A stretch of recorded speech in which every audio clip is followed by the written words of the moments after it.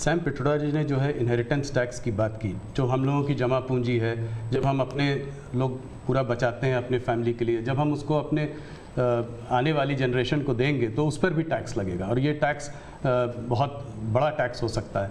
तो क्या आप कहेंगे कि बीजेपी अगर आएगी तो इस टैक्स को कभी नहीं लागू करेगी? भारतीय जनता पार्टी क्या करेगी, हमारे मैनिफेस्टो में साफ हमने लिख करके लाए हुए।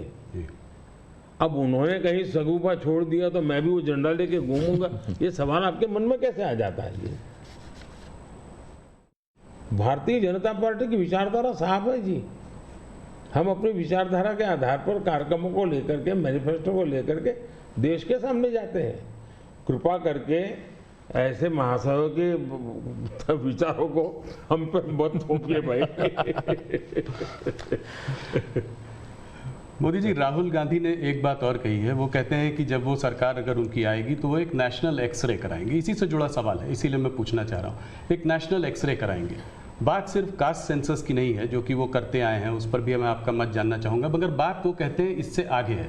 बात कास्ट की नहीं, बात जस्टिस की है। और वो कहते हैं कि हम जो है एक सोशियो इकोनॉमिक सर्वे लाएंगे, एक इंस्टीट्यूशनल सर्वे लाएंगे और उसमें देखेंगे कि किसके पास किस जाति और किस उस वर्ग के पास क्या है, कितना धन है, कितनी इंस्टीट्यूशंस में भागीदारी है, और उसके बेसिस पर हम इस पूरे सिस्टम को रीडिस्ट्रीब्यूट करेंगे। इसको आप कैसे देखते हैं? सबसे पहले तो इस देश में जो लोग अपने आप को राजनीति के एक्सपर्ट मानते हैं,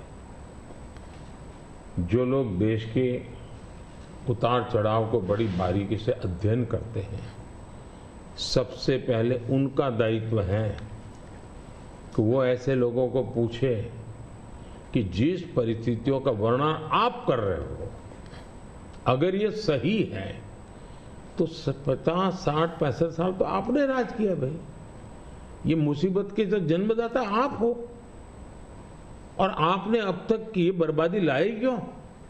पहले उनका जवाब मांगो भाई, नंबर 1। नंबर 2, एक्सरे का मतलब क्या है जी?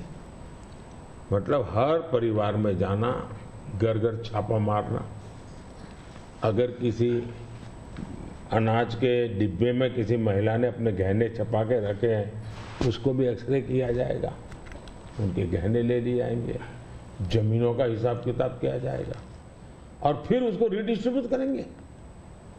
ये दुनिया में एक माओवादी विचार ने सब किया हुआ है, दुनिया बर्बाद हो चुकी है जी। ये पूरी तरह अर्बन नक्सल उस सोच का सीधा सीधा प्रकटीकरण है। और इसलिए मैनिफेस्टो आने के 10 दिन तक बाद भी ये जो जमात आए दिन लिखापट्टी करती है ना, वो चुप रही, उनके प्रोटेक्शन में चुप रही है। तब मिलके मेरी जिम्मेवारी बन जाती है कि देश को जगाना कि भाई देखिए आपको लूटने की ये तरकीब हो रही है। और दूसरा पार्ट है, डॉक्टर मनमोहन सिंह जी वगैरह, उन्होंने हर बार कहा है कि भाई जो भी संपत्ति होगी इस पर पहला अधिकार किसका होगा। तो हिसाब किताब बहुत साफ है, वो क्या करना चाहते हैं।